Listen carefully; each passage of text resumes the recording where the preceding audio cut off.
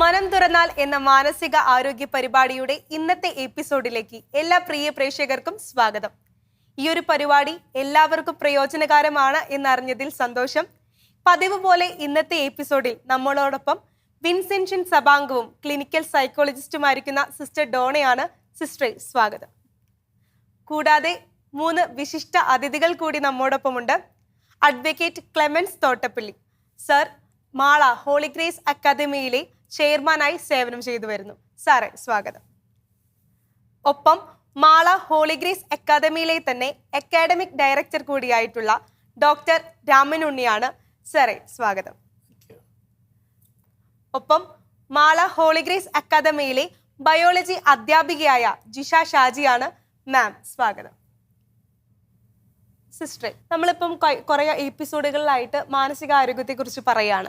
അപ്പോൾ ഈ മാനസിക ആരോഗ്യം അല്ലെങ്കിൽ മാനസിക രോഗം എന്നുള്ളത് ചിലർക്ക് മാത്രമാണ്, അല്ലെങ്കിൽ ജനറൽ ആയിട്ട് നമുക്ക് എങ്ങനെയാണ് ഈ ഒരു കാഴ്ചപ്പാടിനെ കുറിച്ച് പറയാൻ കഴിയുക? മാനസിക ആരോഗ്യം എന്നുള്ളത് നമുക്ക് എല്ലാവർക്കും അറിയാം, നമുക്ക് എല്ലാവർക്കും വേണ്ട ഒരു കാര്യമാണ്.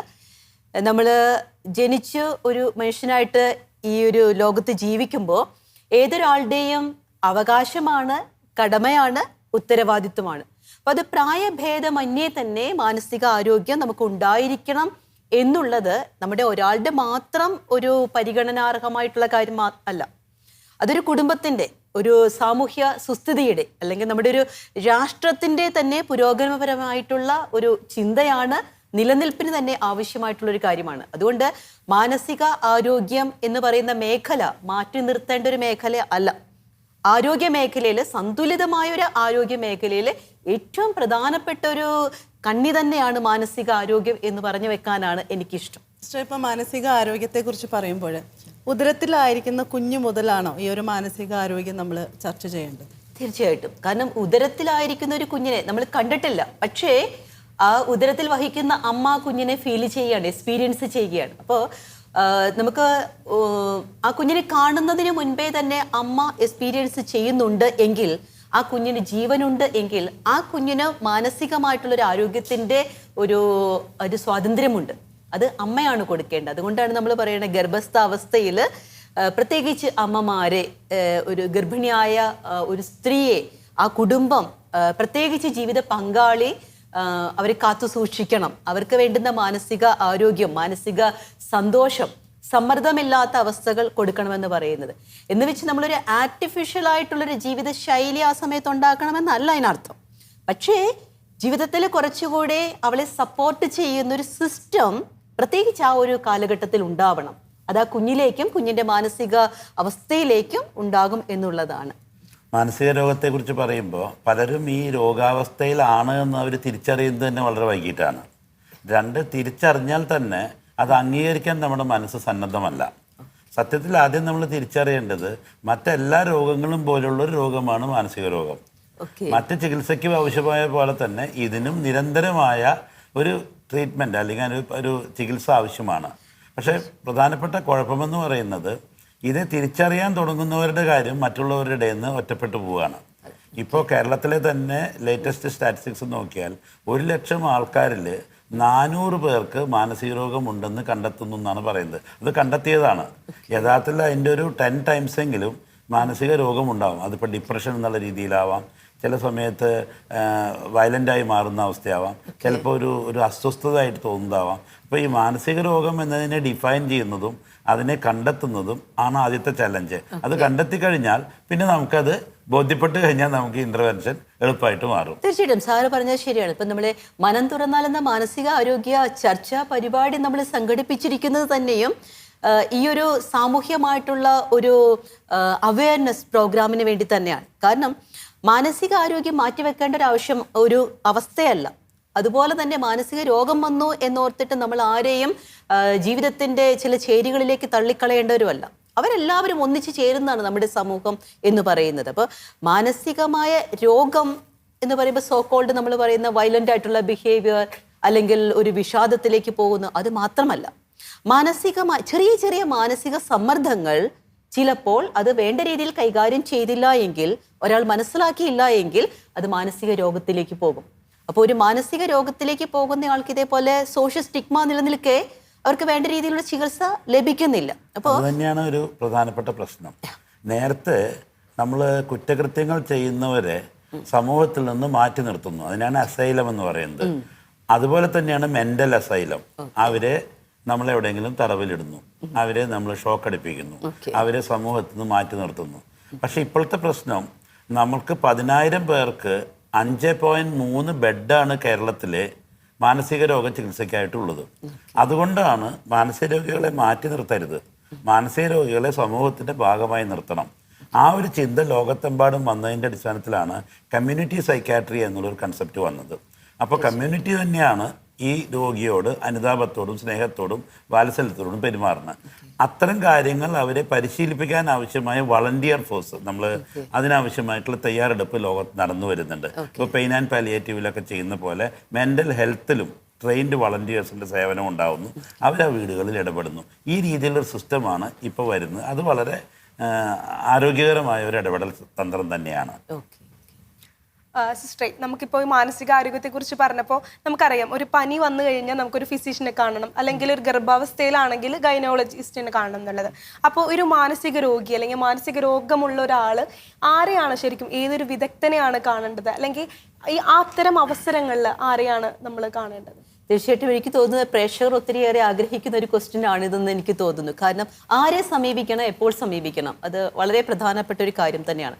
നമ്മൾ ഈ മാനസിക ആരോഗ്യമായിട്ട് ബന്ധപ്പെട്ട് ചർച്ച ചെയ്യുമ്പോൾ മനസ്സിലാക്കേണ്ട ഒരു കാര്യം, തീവ്രമായ മാനസിക രോഗ അവസ്ഥകളുണ്ട്, ലഘുതരമായ മാനസിക രോഗാവസ്ഥകളുണ്ട്, മാനസിക സമ്മർദ്ദങ്ങൾ ഉണ്ട്, അനുദിന ജീവിതത്തിൽ ഉണ്ടാകുന്ന പ്രശ്നങ്ങളുണ്ട്. അപ്പോൾ ഇതിനെ നമ്മൾ പല രീതിയിലാണ് നമ്മൾ തരം തിരിച്ചിരിക്കുന്നത്. അപ്പോൾ മാനസിക രോഗം എന്ന് പറയുമ്പോൾ അയാളെ സംബന്ധിച്ചിടത്തോളം അയാളുടെ അനുദിന ജീവിതത്തിൽ വേണ്ട രീതിയിൽ ഒരു നോർമലായിട്ട് അതിനെ ഇടപെടാൻ സാധിക്കുന്നില്ല. ഒരുപക്ഷെ അയാളുടെ കെമിക്കൽ ഇംബാലൻസ് കൊണ്ടായിരിക്കും. നമ്മൾ പറയും ന്യൂറോ ട്രാൻസ്മിറ്റേഴ്സ്, അതുപോലെ തന്നെ നമ്മുടെ തലച്ചോറിൽ ഉണ്ടാകുന്ന കെമിക്കലുകളുടെ പ്രത്യേകതകൾ കൊണ്ട് അയാൾക്ക് കാര്യങ്ങളെ മനസ്സിലാക്കാൻ പറ്റുന്നില്ല, പെർസീവ് ചെയ്യാനായിട്ട് പറ്റുന്നില്ല. അതുപോലെ തന്നെ കാണുന്നതും കേൾക്കുന്നതുമായിട്ടുള്ള കാര്യങ്ങളെ അതിൻ്റെ ഒരു നോർമൽ വേയിൽ മനസ്സിലാക്കാൻ സാധിക്കുന്നില്ല. ഇല്ലാത്തതിനെ കാണുന്നു, ഇല്ലാത്തത് കേൾക്കുന്നു, അത് അയാളുടെ ജീവിതത്തിൻ്റെ താളം തെറ്റിക്കും. അപ്പോൾ ഒരു സൈക്കാട്രി, അതായത് രോഗാവസ്ഥയാണ് എന്നുണ്ടെങ്കിൽ അയാൾക്ക് അയാളുടെ ശരിയായ ഒരു ജീവിതം, അനുദിന ജീവിതം മുന്നോട്ട് കൊണ്ടുപോകാൻ സാധിക്കാത്തതും എന്നാൽ അയാൾക്കത് മനസ്സിലാകാത്തതുമായിട്ടുള്ളൊരു കണ്ടീഷൻ, ആ ഒരു സമയത്ത് നമുക്ക് സൈക്കാട്രിസ്റ്റാണ് ആവശ്യം. അപ്പോൾ സൈക്കാട്രിസ്റ്റ് എന്ന് പറയുമ്പോഴത്തേക്ക് നമുക്കറിയാം MBBS കഴിഞ്ഞ്, അതായത് മെഡിസിനെ കുറിച്ച് പഠിച്ച് അതിനുശേഷം അതിൻ്റെ അകത്ത് സ്പെഷ്യലൈസ് ചെയ്തിരിക്കുന്നത് മാനസിക രോഗങ്ങളുടെ കാരണങ്ങളും അതിനുള്ള ചികിത്സാവിധികളുമാണ്. അപ്പോൾ നമുക്ക് സൈക്കാട്രിസ്റ്റിൻ്റെ സേവനം മാനസിക രോഗ അവസ്ഥയിൽ നമുക്ക് ആവശ്യമായിട്ടുണ്ട്. ഇനി നമുക്ക് മരുന്നുകൾ കൊണ്ട് മാത്രമല്ല മാനസിക രോഗങ്ങളെ നമ്മൾ ചികിത്സിക്കുന്നത്. അവിടെ നമുക്ക് അതിനോട് കൂടെ പ്രവർത്തിക്കുന്നവരും എന്നാൽ അവരുടെ ഓരോരുത്തരുടെയും മാനസിക കണ്ടീഷൻസ്, അതായത് അവരുടെ മനസ്സിൻ്റെ അവസ്ഥയെ, അവരുടെ ഇപ്പോഴത്തെ തിങ്കിങ്, അതായത് അവർ ചിന്തിക്കുന്ന പ്രോസസ്സിനെ മനസ്സിലാക്കുന്നതെല്ലാം ക്ലിനിക്കൽ സൈക്കോളജിസ്റ്റാണ്. അതായത് ആരോഗ്യ മാനസിക രോഗവിദഗ്ധരാണ് അവർ. അപ്പോൾ ക്ലിനിക്കൽ സൈക്കോളജിസ്റ്റ് ചെയ്യുന്നൊരു കാര്യം, ഒരാൾ വരുമ്പോൾ അയാളുടെ മെൻ്റൽ സ്റ്റാറ്റസ് എന്താണ്, ചീഫ് കംപ്ലയിൻറ്റ്സ് എന്താണ്, അതിൻ്റെ ഒരു എറ്റിയോളജി, അതായത് കോസൽ ഫാക്ടർ എന്താണ്, കാരണങ്ങൾ എന്താണ് എന്ന് കണ്ടുപിടിക്കുന്നു. അതിനെ ഇപ്പം മരുന്ന് കൊടുത്തു മാറ്റേണ്ട ഒരു രീതിയാണെങ്കിൽ അത് നമ്മൾ സൈക്കാട്രിസ്റ്റിനെ റെഫർ ചെയ്യുന്നു. അല്ല, അതിനേക്കാൾ കൂടുതൽ തെറാപ്പി, അതായത് സൈക്കോളജിക്കലായിട്ടുള്ള മനഃശാസ്ത്രപരമായൊരു സമീപനമാണ് ആവശ്യമെങ്കിൽ അതവിടെ ഡീൽ ചെയ്യുന്നു. ഇതോടൊപ്പം തന്നെ പ്രവർത്തിക്കുന്നവരാണ് സൈക്കാട്രി സോഷ്യൽ വർക്കേഴ്സ്. നമുക്കറിയാം സൈക്കാട്രി ഹോസ്പിറ്റലുകളിലാണ് കൂടുതലായിട്ടും സൈക്കാട്രി സോഷ്യൽ വർക്കേഴ്സ് ഉള്ളത്. അതുപോലെ തന്നെ കമ്മ്യൂണിറ്റി സൈക്കാട്രി സോഷ്യൽ വർക്കേഴ്സ് ഉണ്ട്, സൈക്കാട്രി നഴ്സസ് ഉണ്ട്, പിന്നെ സൈക്കോളജിസ്റ്റ് ഉണ്ട്. സൈക്കോളജിസ്റ്റും ക്ലിനിക്കൽ സൈക്കോളജിസ്റ്റും തമ്മിലുള്ള വ്യത്യാസം എന്ന് പറയുന്നത്, ക്ലിനിക്കൽ സൈക്കോളജിസ്റ്റ് മാനസിക രോഗങ്ങളെയും മാനസികമായിട്ടുള്ള ആരോഗ്യ വ്യവസ്ഥകളെയും മാത്രം സെപ്പറേറ്റ് ആയിട്ട് കൂടുതൽ അഡ്വാൻസ് പ്രൊഫിഷ്യൻസി നേടിയവരാണ്. ഏകദേശം ഒരു 11-12 വർഷക്കാലം അവർ ഡിഗ്രിയോടൊപ്പം, ഡിഗ്രി മുതൽ നോക്കിയാൽ ഒരു 12 വർഷക്കാലത്തെ ഒരു പഠനമുണ്ട് ഒരു ക്ലിനിക്കൽ സൈക്കോളജിസ്റ്റിനെ സംബന്ധിച്ചിടത്തോളം. അപ്പോൾ മനഃശാസ്ത്ര മേഖലകളെ, പേഴ്സണാലിറ്റി തിയറികളെ, അതായത് വ്യക്തിത്വത്തെ പൂർണ്ണമായിട്ടും പഠിക്കുന്നവരാണ്. അപ്പോൾ അങ്ങനെയുള്ള ഒരു സോ കോൾഡ് വിദഗ്ധരെയാണ് നമ്മൾ ക്ലിനിക്കൽ സൈക്കോളജിസ്റ്റ് എന്ന് പറയുന്നത്. ഈ സൈക്കോളജിസ്റ്റ് എന്ന് പറയുമ്പോൾ അവര് ഈ രോഗമനഃശാസ്ത്രവുമായിട്ട് ബന്ധപ്പെട്ടുള്ള മനഃശാസ്ത്രപരമായ സമീപനങ്ങളാണ് അവര്. സൈക്കോളജിക്കൽ ഇന്റർവെൻഷൻസ് ആണ് വരുന്നത്. അതിലൊരു ഇഷ്യൂ വരുന്നത് ഈ രോഗി വ്യത്യസ്തമാകുന്നത് പോലെ തന്നെ മാനസിക രോഗത്തിനും വ്യത്യസ്ത തലങ്ങളുണ്ട്. ഉണ്ട്. അപ്പോൾ സ്വാഭാവികമായിട്ടും രോഗിയെ പഠിക്കണം, Yes. രോഗാവസ്ഥയെ പഠിക്കണം, രോഗത്തിന് കാരണമാകുന്ന സാമൂഹ്യ സാഹചര്യങ്ങളെ പഠിക്കണം. അതിന് പരിഹാരമെന്ന നിലയിൽ അയാൾക്ക് ചിലപ്പോൾ ഒരു കൗൺസിലിംഗ് പോലെ അയാൾക്കൊരു കൂടെ നിന്ന് ഞാനുണ്ട് എന്നൊരു ഉറപ്പ് കൊടുക്കുന്ന ഒരവസ്ഥയിലേക്ക് പോകുന്നുണ്ടാവും. ചില ഘട്ടങ്ങളിൽ അതിൽ മെഡിസിൻ ആവശ്യം വരും. അപ്പോൾ സൈക്കോളജിസ്റ്റിൻ്റെ ഇൻ്റർവെൻഷനും സൈക്കാട്രിസ്റ്റിൻ്റെ ഇൻ്റർവെൻഷനും രണ്ടും ആവശ്യമാണ്. ഇന്നിപ്പോൾ ഇന്ത്യയിൽ യഥാർത്ഥത്തിൽ ഒരു അക്കാഡമിക് പോയിന്റിൽ പറയുകയാണെങ്കിൽ ഏറ്റവും നല്ല മാനസിക രോഗവുമായി ബന്ധപ്പെട്ട പഠനം നടക്കുന്നത് ബീഹാറിലെ റാഞ്ചിയിലാണ്. റാഞ്ചിയിൽ നിന്ന് കഴിഞ്ഞാൽ നമുക്ക് അടുത്ത് കിട്ടുന്നത് നമ്മുടെ നിംഹാൻസിലാണ്. നിംഹാൻസിന് കമ്മ്യൂണിറ്റി സൈക്കാട്രി ആയിട്ട് ബന്ധപ്പെട്ട നല്ല വിഭാഗങ്ങളുണ്ട്. കേരളത്തിലിപ്പോൾ മിക്കവാറും എല്ലാ ജില്ലാ ആശുപത്രികളുമായിട്ട് ബന്ധപ്പെട്ട് ഇപ്പോൾ സൈക്കാട്രിസ്റ്റുകളുടെയും സൈക്കോളജിസ്റ്റുകളുടെയും സേവനം ഗവൺമെൻറ് ലഭ്യമാക്കിയിട്ടുണ്ട്. ഇതുകൂടാതെ ചില നോൺ ഗവൺമെൻറ് ഓർഗനൈസേഷൻ ദേശീയ തലത്തിലും അന്തർദേശീയ തലത്തിലും അംഗീകാരമുള്ള ഏജൻസികൾ കൗൺസിലേഴ്സിനെ ട്രെയിൻ ചെയ്ത് അവരെ വളണ്ടിയേഴ്സായിട്ടും ലഭ്യമാക്കുന്നുണ്ട്. അവിടെ എനിക്കൊരു കാര്യം കൂട്ടിച്ചേർത്ത് പറയാനുള്ളത്, ഇവിടെ ഫേക്ക് ആയിട്ടുള്ളവർ, അതായത് നമുക്ക് അറിയാം സയന്റിഫിക് ആയിട്ട് ശാസ്ത്രീയമായ പഠനത്തിന്റെ പിൻബലവും അതോടൊപ്പം തന്നെ നമ്മുടെ നിയമാനുസൃതമായിട്ടുള്ള ലൈസൻസും ഉള്ളവർക്കാണ് അതാത് ഫീൽഡുകളിൽ പ്രൊഫഷണൽസ് ആയിട്ട് സർവീസ് ചെയ്യാനുള്ള ശുശ്രൂഷ ചെയ്യാനുള്ള ഒരു അധികാരമുള്ളത്. അപ്പോൾ അത് ആർക്കാണ് എന്താണ് എന്ന് സമൂഹം മനസ്സിലാക്കിയിരിക്കണം. അല്ലാന്നുണ്ടെങ്കിൽ ഈ മുറിവൈദ്യൻ ആളെ കൊല്ലും എന്ന് പറഞ്ഞ ഒരു രീതിയിലേക്ക് അവിടെ ഒരു കാര്യം കൂടി വ്യക്തമാക്കിയത് നന്നായിരുന്നു. അതായത് എപ്പോഴാണ് മാനസിക രോഗം എന്താണ്, മാനസിക വൈകല്യം എന്താണ്, ഏത് ഘട്ടത്തിലാണ് സൈക്കാട്രിസ്റ്റിനെ സമീപിക്കേണ്ടത്, ഏത് ഘട്ടത്തിലാണ് സൈക്കോളജിസ്റ്റിന്റെ സഹായം തേടേണ്ടത്, ഇത് ഇന്ന് സമൂഹത്തിന് വലിയ സംശയം നിലനിൽക്കുന്ന ഒരു മേഖലയാണ്. അതുകൊണ്ട് പലരും അതുപോലെ തന്നെ ഒരു സ്റ്റിഗ്മ ഇതിനകത്ത് നിൽക്കുന്നുണ്ട്. സൈക്കാട്രിസ്റ്റിനെ കാണാൻ പോയി കഴിഞ്ഞാൽ അവൻ ഭ്രാന്തനാണ് എന്ന് സമൂഹം മുദ്ര കുത്തുന്ന ഒരു അവസ്ഥയുണ്ട്. നമുക്കത് പൊതുജനങ്ങളിലേക്ക് എത്തിക്കേണ്ട ഒരു കാര്യം എന്ന് വെച്ച് കഴിഞ്ഞാൽ നമ്മുടെ ശരീരത്തിൻ്റെ ഏതെങ്കിലും ഒരു അവയവത്തിന് വരുന്ന പോലെ തന്നെ ഉള്ള ഒരു അസുഖമാണ് മനസ്സിന് എന്നുള്ളത് വ്യക്തമാക്കത്തക്ക രീതിയിൽ ആരെ മാനസിക വൈകല്യത്തിന് ആരെ സമീപിക്കണം. ഇപ്പോൾ ഞാൻ പഠിച്ചതും എൻ്റെ ഒരു പ്രാക്ടീസിൻ്റെയും ബേസിസിൽ ഞാൻ പറയുകയാണെങ്കിൽ നമുക്ക് തന്നെ ഇപ്പോൾ ഒരു ശാരീരിക രോഗമാണെങ്കിൽ അയാൾക്ക് തന്നെ മനസ്സിലാവും. ഇപ്പം എനിക്കൊരു തലവേദനയുണ്ട്, എനിക്കത് മനസ്സിലായി. അല്ലെങ്കിൽ എനിക്ക് പനിയുടെ ഒരു അസ്വസ്ഥതയുണ്ട്, എനിക്ക് മനസ്സിലായി. പക്ഷേ മാനസികമായിട്ടുള്ള ഒരു രോഗാവസ്ഥയിലേക്ക് വരുമ്പോൾ ആ രോഗിക്ക് മനസ്സിലാകുന്നില്ല. നമ്മൾ പറയും വിഡ്രോവൽ ഫ്രം ദ റിയാലിറ്റി എന്നാണ് പറയുന്നത്. അപ്പോൾ അത് കൂടെയുള്ളവർക്കാണ് മനസ്സിലാകുന്നത്. ഇപ്പോൾ എൻ്റെ ഒരു ഈ ഒരു സർവീസിൻ്റെ വെളിച്ചത്തിൽ ഞാൻ പറയുവാണെങ്കിൽ ശരിക്കും ഒരു ക്ലിനിക്കൽ സൈക്കോളജിസ്റ്റിനെ സമീപിച്ചു കഴിഞ്ഞാൽ ഡിമാർക്കേഷൻ പൂർണ്ണമായിട്ടും അവിടെ കറക്റ്റായിട്ട് ചെയ്യാനായിട്ട് സാധിക്കും.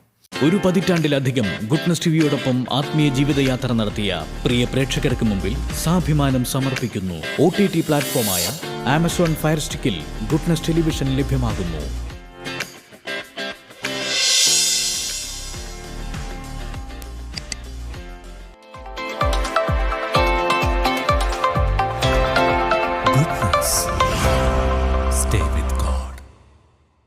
നമ്മൾ പൊതുവേ മാനസിക രോഗം എന്ന് പറയാറുണ്ടെങ്കിലും അത് മാനസിക വൈകല്യത്തെയും മാനസിക രോഗത്തെയും വിവേചിച്ചറിയേണ്ടതുണ്ട്. അതുപോലെ തന്നെ സൈക്കോളജിസ്റ്റ് ഉണ്ട്, സൈക്കാട്രിസ്റ്റ് ഉണ്ട്. പൊതുജനത്തിന് ഒരു മാനസിക പ്രശ്നം വന്നാൽ ആദ്യം സൈക്കോളജിസ്റ്റിനെ കാണണോ സൈക്കാട്രിസ്റ്റിനെ കാണണോ, അത് സമൂഹത്തിൽ സ്റ്റിഗ്മയായി ബ്രാൻഡ് ചെയ്യപ്പെടുമോ, ഇങ്ങനെയുള്ള ഒരുപാട് ആശങ്കകളുണ്ട്. നമ്മുടെ ശരീരത്തിൻ്റെ അവയവങ്ങൾക്ക് വരുന്ന അസുഖം പോലെ തന്നെയാണ് മനസ്സിന് വരുന്ന അസുഖം എന്ന് തിരിച്ചറിയുകയും അതിൻ്റെ പ്രതിവിധികളും കാണേണ്ട ആൾക്കാരെയും പറ്റി സമൂഹത്തോടൊന്ന് സിസ്റ്റർ ഒന്ന് വിശദീകരിച്ചാൽ നന്നായിരുന്നു എന്ന് എനിക്ക് തോന്നുന്നു. ഓക്കെ, തീർച്ചയായിട്ടും എൻ്റെ ഈ മാനസിക ആരോഗ്യ മേഖലയിലുള്ള എൻ്റെ ഈ ഒരു എക്സ്പീരിയൻസിൻ്റെ ബേസിസിലേക്ക് പറയാനായിട്ട് സാധിക്കുന്നത് പലപ്പോഴും ഒരു ഡിമാർക്കേഷൻ സാധാരണ ജനങ്ങൾക്ക് ബുദ്ധിമുട്ടാണ്. മാനസിക രോഗം, സാറ് പറഞ്ഞ പോലെ മാനസിക സമ്മർദ്ദം അല്ലെങ്കിൽ മാനസിക വൈകല്യം അല്ലെങ്കിൽ പേഴ്സണാലിറ്റി ഡിസോർഡേഴ്സ് എന്നൊക്കെ പറയുന്ന ഈ ഒരു സ്പെക്ട്രത്തെ നമുക്ക് വേർതിരിച്ച് കാണാനായിട്ട് ബുദ്ധിമുട്ടുണ്ട്.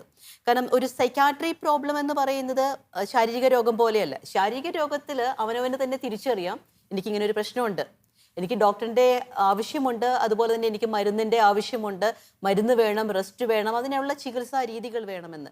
പക്ഷേ മാനസിക രോഗമുള്ള ഒരാളെ, പ്രത്യേകിച്ച് നമ്മൾ പറയും പെർസെപ്ച്വൽ ഡിസ്റ്റർബൻസസ് ഉള്ളവർ, അതായത് കാര്യങ്ങളെ അതിൻ്റെ വേണ്ട രീതിയിൽ വിവേചിച്ചറിയാൻ സാധിക്കാതെ വിഡ്രോവൽ ഫ്രം ദ റിയാലിറ്റി, യഥാർത്ഥത്തിലുള്ളൊരു ജീവിതത്തിൽ നിന്ന് അകന്നു പോകുന്ന ഒരു മാനസിക രോഗാവസ്ഥയിൽ അവർക്കറിയില്ല അവർക്ക് ഒരു പ്രശ്നമുണ്ട്, അല്ലെങ്കിൽ പ്രത്യേകിച്ച് സ്കിസോഫ്രീനിയ, മൂഡ് ഡിസോർഡർ പോലെയുള്ള കാര്യങ്ങളൊക്കെ വരുമ്പോൾ അവർക്ക് മനസ്സിലാകുന്നില്ല അത്.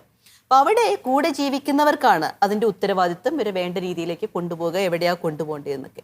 അവിടെയാണ് ഒരു ക്ലിനിക്കൽ സൈക്കോളജിസ്റ്റിൻ്റെ റെലവൻസ് ഉള്ളത്. ഒരു ക്ലിനിക്കൽ സൈക്കോളജിസ്റ്റ് സൈക്കോളജി ഡിഗ്രിയും അതുപോലെ തന്നെ പോസ്റ്റ് ഗ്രാജുവേഷനും പിന്നെ എംഫിൽ, അതായത് ക്ലിനിക്കൽ സൈക്കോളജിയിലെ എംഫിലും ഡോക്ടറേറ്റിൽ തന്നെ PhD ഉണ്ട്, സൈഡി ആണ് കൂടുതൽ ക്ലിനിക്കൽ ഓറിയന്റഡ് ആയിട്ടുള്ളത്. അപ്പോൾ ഏകദേശം ഒരു 12-13 വർഷക്കാലത്തെ ഡിഗ്രിയോടൊപ്പം 12 വർഷക്കാലത്തെ മനഃശാസ്ത്രപരമായ, പ്രത്യേകിച്ച് രോഗമനഃശാസ്ത്രപരമായ, നമ്മൾ പറയുന്ന ഈ അബ്നോർമൽ സൈക്കോളജി റിലേറ്റഡ് ആയിട്ടുള്ളവ ഇത് പഠിച്ചതാണ്. അപ്പോൾ അവരെ സംബന്ധിച്ചിടത്തോളം ഇത് ഒരു മരുന്നിനാവശ്യമായിട്ടുള്ള രീതിയിൽ സൈക്കാട്രിസ്റ്റിൻ്റെ അടുത്തേക്ക് റെഫർ ചെയ്യണമോ, അല്ല തെറാപ്പികൾ കാര്യങ്ങൾ മതിയോ, അല്ലെങ്കിൽ കൗൺസിലിംഗ് കാര്യങ്ങൾ മതിയോ, ഇനി അതുപോലെ തന്നെ സൈക്കോളജിയിലെ മറ്റു ഫീൽഡുകളുണ്ട്. എഡ്യൂക്കേഷൻ സൈക്കോളജി ഉണ്ട്, കൗൺസിലിംഗ് സൈക്കോളജി ഉണ്ട്, അതുപോലെ തന്നെ എപ്പസ്റ്റോളിക് കൗൺസിലിംഗ് സൈക്കോളജി, പാസ്റ്ററൽ മിനിസ്ട്രി എന്ന് പറയുന്നുണ്ട്, മെന്റൽ എക്സസൈസ്, അതുപോലെയുള്ള കാര്യങ്ങളിലേക്ക് തിരിച്ചു വിടണോ എന്നുള്ളത് കൃത്യമായി അറിയാൻ പറ്റുന്നതും കൃത്യമായി നമുക്ക് സമീപിക്കാൻ സാധിക്കുന്നതും ഒരു ക്ലിനിക്കൽ സൈക്കോളജിസ്റ്റിൻ്റെ അടുത്താണ്. അപ്പോൾ നമ്മൾ സമീപിക്കുമ്പോൾ ചോദിക്കേണ്ട ഒരു കാര്യം, പ്രത്യേകിച്ച് ഒരു ലൈസൻസ്, അതായത് റിഹാബിലിറ്റേഷൻ കൗൺസിൽ ഓഫ് ഇന്ത്യയുടെ ലൈസൻസോട് കൂടിയവരാണ് ഇന്ത്യയിൽ ക്ലിനിക്കൽ സൈക്കോളജിസ്റ്റായിട്ട് അറിയപ്പെടുന്നവർ. അപ്പോൾ അവർക്ക് ഇത്രയും നാളത്തെ ഒരു പഠന പാരമ്പര്യവും എന്ന് വെച്ച് കഴിഞ്ഞാൽ, ഞാൻ പറഞ്ഞ സയൻറ്റിഫിക് ഓറിയൻറ്റഡ് ആയിട്ട് അവർ പഠിക്കുന്നു, ഒരു കേസസ് കാണുന്നു. അപ്പോൾ ഇതെല്ലാം കൂടി ഉള്ളത് കൊണ്ട് അവർക്ക് കൃത്യമായിട്ട് ആരെ ഏത് രീതിയിലേക്ക് വിടണം എന്ന് പറഞ്ഞു വരുന്നത്. അപ്പം ഒരു മാനസിക പ്രശ്നം ഉണ്ടായാൽ ആദ്യം ക്ലിനിക്കൽ സൈക്കോളജിസ്റ്റിനെ സമീപിച്ച് അവരുടെ ഒപ്പീനിയൻ എടുത്തതിന് ശേഷമാണ് സൈക്കാട്രിക് അസിസ്റ്റൻസിന് പോകുന്നതാണ് കുറച്ചുകൂടി നല്ലത്. ഇനി നമ്മൾ ഓർക്കുക, ഈ മാനസിക രോഗികളായിട്ടുള്ളവർ വയലന്റ് ആയിത്തീരുന്ന അവസ്ഥ, ആ ഒരു സമയത്ത് നമ്മൾ പറയുന്ന ഒരു സഡൻ ഇന്റർവെൻഷൻ ആവശ്യമായിട്ടുള്ളൊരവസ്ഥയിൽ തീർച്ചയായിട്ടും സൈക്കാട്രിസ്റ്റിനെ തന്നെയാണ് നമുക്ക് അവിടെ വേണ്ടത്. ഒരു മെഡിസിൻ ഇൻ്റർവെൻഷനാണ് അവിടെ വേണ്ടത്, അവിടെ തന്നെ നമ്മൾ സമീപിക്കേണ്ടതായിട്ടുണ്ട്. ഇപ്പോൾ സിസ്റ്റർ പറഞ്ഞല്ലോ ഒരു ക്ലിനിക്കൽ സൈക്കോളജിസ്റ്റിൻ്റെ ആവശ്യകതയെക്കുറിച്ച് പറഞ്ഞു. ഇപ്പോൾ ഒരു വ്യക്തിക്ക് ഈ ഒരു രോഗം നമ്മൾ തിരിച്ചറിയുകയാണെങ്കിൽ, ഇപ്പോൾ ചിലപ്പോൾ അത് വീട്ടിലുള്ളവരായിരിക്കാം അത് കണ്ടുപിടിക്കുന്നത്. ഇപ്പോൾ നമ്മളൊരു ക്ലിനിക്കൽ സൈക്കോളജിസ്റ്റിനെ അപ്രോച്ച് ചെയ്യുമ്പോൾ എത്ര നാൾ കൊണ്ടായിരിക്കാം അതൊരു ട്രീറ്റ്മെൻറ്റ്, ചിലപ്പോൾ ആ ഒരു വ്യക്തിയുടെ രോഗത്തെ ആശ്രയിച്ചിരിക്കും അല്ലേ, അത് ഡിപ്പെൻഡ് ചെയ്തിരിക്കും. തീർച്ചയായിട്ടും മാം. കാരണം എന്ന് വെച്ച് കഴിഞ്ഞാൽ നമ്മൾ ഒരു ഒറ്റ സെഷനിൽ തന്നെ നമുക്കെല്ലാം പിടികിട്ടണമെന്നില്ല. ആദ്യത്തെ സെഷനിൽ ഒരു ചീഫ് കംപ്ലയിൻസ് വരുന്നു എന്ന് മാത്രമേ ഉള്ളൂ. അപ്പോൾ ആ ചീഫ് കംപ്ലയിൻസ് ഇൻഫോർമെൻറ്റിൻ്റെ വെർഷൻ വരും, അതായത് ആരാണോ അവരെ കൊണ്ടുവന്നിരിക്കുന്നത് അവരുടെ വെർഷൻ വരും, ചിലപ്പോൾ അവർ തന്നെ ആയിരിക്കും വന്നിരിക്കുന്നത്. അപ്പം നമ്മൾ ആ ചീഫ് കംപ്ലയിൻസിൽ നിന്ന് പതുക്കെ ഇവരുടെ ഹിസ്റ്ററിയിലേക്ക് പോകണം. ഹിസ്റ്ററി പ്രധാനപ്പെട്ട ഒരു കാര്യമാണ്. പിന്നെ അവരുടെ ആ ഒരു സമയത്തെ സൈക്കോളജിക്കൽ മാനസിക അവസ്ഥയെ നമ്മൾ മെൻ്റൽ സ്റ്റാറ്റസ് എക്സാമിനേഷൻ എന്ന് പറയും, അത് നമ്മൾ കണ്ടുപിടിക്കേണ്ടതായിട്ടുണ്ട്. ഇതിനേക്കാൾ ഉപരിയായിട്ട് ആ വരുന്ന വ്യക്തിക്ക് ഈ പ്രൊഫഷണലുമായിട്ടുള്ള അല്ലെങ്കിൽ തെറാപ്പിസ്റ്റുമായിട്ടുള്ള റാപ്പോ, അതായത് നമ്മൾ പറയുന്ന ഒരു മാനസിക അടുപ്പം, അത് വളരെ പ്രധാനപ്പെട്ട കോൺഫിഡൻസ്. കാരണം ഏറ്റവും കൂടുതൽ നമുക്കൊരു കോൺഫിഡൻഷ്യാലിറ്റി ആവശ്യമുള്ള ഒരു മേഖലയാണ് നമ്മുടെ മാനസിക ആരോഗ്യ മേഖല. ആ ഒരു മേഖലയിലാണ് ഇപ്പം നമ്മുടെ സംസ്ഥാന സർക്കാരിൻ്റെ വിദ്യാഭ്യാസ നയത്തിൽ ചെറിയ മാറ്റങ്ങൾ വന്നിരിക്കുന്നത്. അതായത് കുട്ടിയുമായി ഏറ്റവും കൂടുതൽ ഇടപെടുന്നത് ടീച്ചറാണ്. പലപ്പോഴും ഈ രോഗാവസ്ഥ ചെറിയ ഘട്ടത്തിൽ തന്നെ, ആദ്യഘട്ടത്തിൽ തന്നെ കണ്ടെത്താൻ കഴിഞ്ഞാൽ അത് തിരുത്താൻ കഴിയും. തന്നെയുമല്ല, ആ ഘട്ടത്തിൽ അവരെ ഒരു സൈക്കാട്രിസ്റ്റിൻ്റെ അടുത്ത് കൊണ്ടുവന്നതിന് പകരം സ്കൂളിൽ കൗൺസിൽ ചെയ്യാനും കൗൺസിലിങ്ങിൻ്റെ ആവശ്യമായിട്ട് ഏതെങ്കിലും ഡോക്ടർ ഇൻ്റർവെൻഷൻ വേണമെങ്കിൽ സൈക്കാട്രിക് ഇൻ്റർവെൻഷനും ഫെസിലിറ്റേറ്റ് ചെയ്യാൻ കഴിയുകയാണെങ്കിൽ, ലഭ്യമാക്കാൻ കഴിയുകയാണെങ്കിൽ ഈ പ്രശ്നം പരിഹരിക്കാൻ കഴിയുമെന്ന് കണ്ടെത്തിയിട്ടുണ്ട്. ഇപ്പോൾ നമ്മൾ ഹോളി ഗ്രേസ് അക്കാഡമി ആ തരത്തിലുള്ള വലിയൊരു ഇടപെടൽ നടത്തുന്നുണ്ട്. കേരളത്തിൽ തന്നെ മേഖലയിൽ വൈദഗ്ധ്യമുള്ള ഡോക്ടർമാരുടെയും അതുപോലെ തന്നെ സൈക്കോളജിസ്റ്റിൻ്റെയും ഒരു ഗ്രൂപ്പുമായിട്ട്, കാലിക്കറ്റ് ബേസ്ഡ് ആയിട്ടുള്ള ഒരു ഗ്രൂപ്പുമായി നമ്മൾ ബന്ധപ്പെട്ടിട്ടുണ്ട്. എല്ലാ മാസത്തിലും 2 പ്രാവശ്യം ഡോക്ടറും സൈക്കോളജിസ്റ്റുകളും വരുന്നുണ്ട്. നമ്മളൊരു ഇൻക്ലൂസീവ്നെസ് എന്നാണ് കൺസെപ്റ്റ്. ആരും പുറത്തല്ല, എല്ലാവരും ഇതിനകത്താണ്. ആ ഇൻക്ലൂസീവ് എഡ്യൂക്കേഷൻ്റെ ഭാഗമായി എവിടെയെങ്കിലും ചെറിയ ഡീവിയേഷൻ കാണുമ്പോൾ ഇവരൊരു ഇൻ്റർവെൻഷൻ സാധ്യമാക്കും. തീർച്ചയായിട്ടും അവിടെയാണ് ഇപ്പോൾ സാറ് പറഞ്ഞ പോലെ ഒരു ഗ്രാസ് റൂട്ട് ലെവലിലാണ് മാനസിക ആരോഗ്യവുമായി ബന്ധപ്പെട്ട കാര്യങ്ങൾ കിടക്കുന്നത്. കാരണം കുടുംബത്തിൽ ആരംഭിക്കണം. അവിടെ ഒരു കുഞ്ഞിൻ്റെ ജനനം, ആ കുഞ്ഞ് വളർന്നു വരുന്ന മേഖലയിൽ രക്ഷിതാക്കൾക്ക് ആ കുഞ്ഞിൻ്റെ ഓരോ സ്റ്റേജസിനെ മനസ്സിലാക്കാനുള്ള ഒരു കഴിവുണ്ടായിരിക്കണം. അതോടൊപ്പം തന്നെ കുടുംബ ബന്ധത്തിൽ ഒരു കെട്ടുറപ്പുണ്ടെങ്കിൽ മാത്രമേ ഒരാൾക്ക് അവരെ സഹായിക്കാനായിട്ട് സാധിക്കുകയുള്ളൂ. സിസ്റ്റർ ഇപ്പോൾ രാമനുണ്ണി സാറ് പറഞ്ഞ ഒരു കാര്യം കൂടി ആഡ് ചെയ്യാൻ ഉദ്ദേശിക്കുകയാണ് സാറിൻ്റെ ഒരു ഇതിനോട്. ഇപ്പോൾ കുട്ടികൾക്ക് നമുക്ക് അങ്ങനത്തെ ഒരു സെക്ഷൻ നമ്മൾ ഡീൽ ചെയ്യുന്നുണ്ട്. ഇപ്പോഴത്തെ കുട്ടികളുടെ ഒരു പ്രശ്നം എന്താണെന്ന് വെച്ചാൽ അവരെല്ലാം തുറന്നു പറയാനായിട്ട് അവർ താല്പര്യപ്പെടുന്നില്ല. ഒരു പക്ഷേ മറ്റുള്ളവരുടെ നിർബന്ധത്താലായിരിക്കും അവർ അങ്ങോട്ട് വിടുന്നത്. അപ്പോൾ അവരുടെ വിചാരം ഇതൊന്നും ഞാൻ അവരോട് പറയേണ്ട കാര്യമില്ല, അങ്ങനെ ചിന്തിക്കുന്ന കുട്ടികളുണ്ട്, വലിയവരുണ്ട്. അപ്പോൾ അങ്ങനെയുള്ള കുട്ടികളെ നമ്മൾ എങ്ങനെയാണ് അത് മാനേജ് ചെയ്യാൻ പറ്റുക? അവിടെ നമുക്ക് കൂടുതലും ഈ റാപ്പോ സിസ്റ്റം നമുക്ക് ഇപ്പം നമ്മൾ എപ്പോഴും ഓർക്കുക, എല്ലാവരും എല്ലായിടത്തും ഇങ്ങനെ കവറപ്പ് ചെയ്തിരിക്കുന്നവരല്ല, അല്ലെങ്കിൽ മൂടി ആരോടും പറയരുത് പേടിച്ചിരിക്കുന്നവരല്ല. ചില വ്യക്തികൾക്ക് ചിലരോട് തുറന്നു പറയാനുള്ള ഒരു ഫ്രീഡം, സ്വാതന്ത്ര്യമുണ്ട്. അപ്പം നമ്മൾ മനസ്സിലാക്കേണ്ടത്, ഒരു സ്കൂളിലാണെങ്കിലും ആ കുട്ടിക്ക് ചിലപ്പോൾ അവിടെ നമുക്ക് കൗൺസിലർ കാണാം, അല്ലെങ്കിൽ മറ്റു ഇതേപോലെ സഹായിക്കുന്നവർ കാണാം. പക്ഷെ എന്നാലും ആ കുട്ടിക്ക് അല്പമെങ്കിലും അടുപ്പമുള്ള ഏതെങ്കിലും ടീച്ചേഴ്സോ ആരെങ്കിലും മുതിർന്നവരോ അല്ലെങ്കിൽ ടീച്ചിങ് അല്ലെങ്കിൽ നോൺ ടീച്ചിങ് ആയിട്ടുള്ള വ്യക്തികളോ ഒക്കെ ഉണ്ടാവാം. അപ്പം അവരിലൂടെയാണ് നമ്മൾ പതുക്കെ കടക്കേണ്ടത്, അവരുടെ ഉള്ളിലേക്ക് കടക്കേണ്ടത്. പിന്നെ ഈ വിഷയത്തിൽ ഹോളി ഗ്രേസ് അക്കാഡമിയുടെ ചെയർമാൻ എന്നുള്ള എനിക്ക് പറയാനെന്ന് വെച്ച് കഴിഞ്ഞാൽ ഞങ്ങളുടെ ഒരു ഇൻക്ലൂസീവ് വിങ്, രാമൻ സാറ് പറഞ്ഞല്ലോ, ഇൻക്ലൂസീവ് വിങ്ങിൽ നമ്മൾ കുട്ടികളുടെ LKGയിൽ തന്നെ ചേർക്കുന്ന സമയത്ത് അവരുടെ attention disorder, psychomotor disorder, ADHD പോലെയുള്ള ഇഷ്യൂസ്, ഡിസ്ലെക്സിയ അതായത് ഡിസ്കാൽക്കുലിയ, ഡിസ്ഗ്രാഫിയ പോലെയുള്ള പഠന വൈകല്യങ്ങൾ, മിറർ സിൻഡ്രോം പോലെയുള്ള കാര്യങ്ങളൊക്കെ തുടക്കത്തിലേ കണ്ടെത്തുകയും കണ്ടെത്തി നമ്മൾ അവരെ കൗൺസിലിംഗ്, അവിടെ തന്നെ നമുക്ക് 2 കൗൺസിലേഷൻ്റെ സേവനമുണ്ട്. നേരത്തെ പറഞ്ഞ പോലെ ഒരു സൈക്കാട്രി, ക്ലിനിക്കൽ സൈക്കോളജി അസിസ്റ്റൻസ് മാസത്തിൽ 2 പ്രാവശ്യമുണ്ട്. ഇവിടെ എത്തിക്കുമ്പോഴും പൊതുവെ നമ്മൾ പാരൻസിൻ്റെ ഭാഗത്തുനിന്ന് ഒരു റെസിസ്റ്റൻസ് നമ്മൾ ഫീൽ ചെയ്യുന്നുണ്ട്. എൻ്റെ കുട്ടിക്ക് അങ്ങനത്തെ കുഴപ്പങ്ങളൊന്നുമില്ല, അതിനൊരു ചികിത്സയുടെ ആവശ്യമില്ല. ഈ സ്റ്റിഗ്മ, ഞാൻ നേരത്തെ പറഞ്ഞ സ്റ്റിഗ്മ തന്നെ അവിടെ വരുന്നുണ്ട്. അതിനെ മറികടക്കാൻ കുറേം കൂടിയും അവബോധം അല്ലെങ്കിൽ പാരൻസിലേക്ക് ഒരുപാട് ആവശ്യമുണ്ട്. ഞങ്ങൾ ഏറ്റവും കൂടുതൽ ഫേസ് ചെയ്യുന്ന ഒരു പ്രശ്നമാണ്. പക്ഷേ അതുകൊണ്ട് തന്നെ ഈ കുട്ടികളെ ആദ്യഘട്ടത്തിൽ തിരിച്ചറിഞ്ഞ് അത് പാരൻസ് ഞങ്ങളെ സപ്പോർട്ട് ചെയ്യുമ്പോൾ, ഇത് ഞങ്ങൾ പറയുന്നത് ഉൾക്കൊള്ളാൻ കഴിയുന്ന പാരൻസ് ആണെങ്കിൽ അവർക്ക് നല്ല മാറ്റം ഉണ്ടാക്കാൻ പറ്റുന്നുണ്ട്. പ്രത്യേകിച്ച് ഈ പഠന വൈകല്യങ്ങളിലൊക്കെ അവരൊക്കെ മുകളിലെ ക്ലാസ്സുകളിലേക്ക് എത്തിക്കുമ്പോഴും നമ്മുടെ ഇൻക്ലൂസീവ് വിങ്ങിൻ്റെ ശ്രമഫലമായിട്ട് അവരെ മുഖ്യധാരയിലേക്ക് കൊണ്ടുവരാനായിട്ട് ഒരുപാട് സാധ്യത കഴിയുന്നുണ്ട്. പക്ഷേ ഈ സ്റ്റിഗ്മ എപ്പോഴും ഒരു പ്രശ്നമായിട്ട് നിൽക്കുന്നു. ഇപ്പം നമ്മൾ എത്രമാത്രം നമ്മുടെ സൊസൈറ്റിയിൽ സ്റ്റിഗ്മ ഇല്ല, മാനസിക ആരോഗ്യ മേഖലയുമായിട്ട് അല്ലെങ്കിൽ മാനസിക സമ്മർദ്ദ മേഖലയുമായിട്ട് സ്റ്റിഗ്മ ഇല്ല എന്ന് പറഞ്ഞാലും ഇതുപോലെയുള്ള ചില ഘടകങ്ങൾ നമ്മുടെ സമൂഹത്തിലുണ്ട്. മാതാപിതാക്കൾക്ക് സ്വന്തം മക്കളെ നോക്കിയിട്ട് നിങ്ങൾക്ക് ഇങ്ങനൊരു ഈ കുട്ടിക്ക് ഒരു ADHD, അതൊരു attention deficit hyper activity problem ഉണ്ട്, നമുക്ക് അതുമായിട്ട് ബന്ധപ്പെട്ട് ചില കാര്യങ്ങൾ ചെയ്യണമെന്നൊക്കെ പറയുമ്പോഴത്തേക്കും അവരുടെ വീട്ടിൽ ചിലപ്പോൾ അവർ പറഞ്ഞിട്ടുണ്ടാകാം, ഈ കൊച്ചി ഇത് എന്തൊരു കൊച്ചുവാ, എന്തു പിരിപിരിപ്പാ കൊച്ചിന്, അല്ലെങ്കിൽ പ്രശ്നക്കാരനാന്ന് പറയും. പക്ഷേ ഒരു അധ്യാപകനിൽ നിന്ന് അല്ലെങ്കിൽ ഒരു അക്കാഡമിക് ഇൻസ്റ്റിറ്റ്യൂട്ടിൽ നിന്ന് ഇതുപോലെയുള്ള കാര്യങ്ങൾ കേൾക്കാൻ അവർ ഇഷ്ടപ്പെടുന്നില്ല. അപ്പോൾ അവിടെ മാതാപിതാക്കളുടെ മനോഭാവം മാറണം. അവിടെ നമുക്ക് ഇപ്പോൾ എഡ്യൂക്കേഷൻ ഇൻസ്റ്റിറ്റ്യൂട്ട് ആണെങ്കിലും ശരി, ഹോസ്പിറ്റൽ ആരോഗ്യ മേഖലകളായാലും ശരി, ഒരു ഉത്തരവാദിത്വമുണ്ട് ഒരു അവയർനെസ് കൊടുക്കാൻ വേണ്ടിയിട്ട്. പ്രത്യേകിച്ച് ഞാൻ പറയാം, ഈ പീഡിയാട്രിക് ഡിപ്പാർട്ട്മെൻറ്റുകളൊക്കെ ഇതിന് ശരിക്കും പ്രോത്സാഹനജനകമായ രീതിയിൽ പ്രവർത്തിക്കേണ്ടവരാണ്.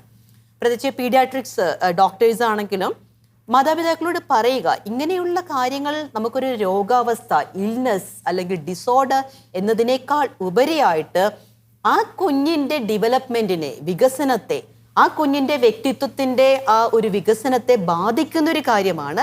അവിടെ നമ്മളൊരു കുഞ്ഞ് ചെളിയിൽ കിടന്ന് ഉരുണ്ട് കഴിഞ്ഞാൽ തീർച്ചയായിട്ടും എടുത്ത് കുളിപ്പിക്കും. ദ സെയിം വേ ആ കുഞ്ഞിൻ്റെ ചിന്താഗതിക്ക്, മനോഭാവങ്ങൾക്ക്, വൈകാരിക തലത്തിലെല്ലാം മാറ്റങ്ങൾ ഉണ്ടാകുന്നുണ്ട് എങ്കിൽ, അത് ആ കുഞ്ഞിൻ്റെ വളർച്ചയ്ക്ക് തടസ്സമാകുന്നുണ്ട് എങ്കിൽ, വേണ്ട രീതിയിൽ വേണ്ട സമയത്ത് വേണ്ട വിദഗ്ധരുടെ ഒരു ഉപദേശവും അല്ലെങ്കിൽ ഒരു ചികിത്സയും തേടേണ്ടതാണ് എന്നൊരു അവയർനെസ് ആണ് നമ്മൾ നമ്മുടെ മാതാപിതാക്കൾക്ക് കൊടുക്കേണ്ടത്. മനം തുറന്നാൽ എന്ന മാനസിക ആരോഗ്യ പരിപാടിയുടെ ഇന്നത്തെ എപ്പിസോഡ് ഇവിടെ അവസാനിക്കുകയാണ്. ഈ ഒരു എപ്പിസോഡിൽ നമ്മോടൊപ്പം ചേർന്ന എല്ലാ വ്യക്തികൾക്കും ഒത്തിരി നന്ദി. കൂടുതൽ ചർച്ചകൾക്കായി നമുക്ക് അടുത്ത എപ്പിസോഡിൽ കണ്ടുമുട്ടാം. അതുവരേക്കും നന്ദി.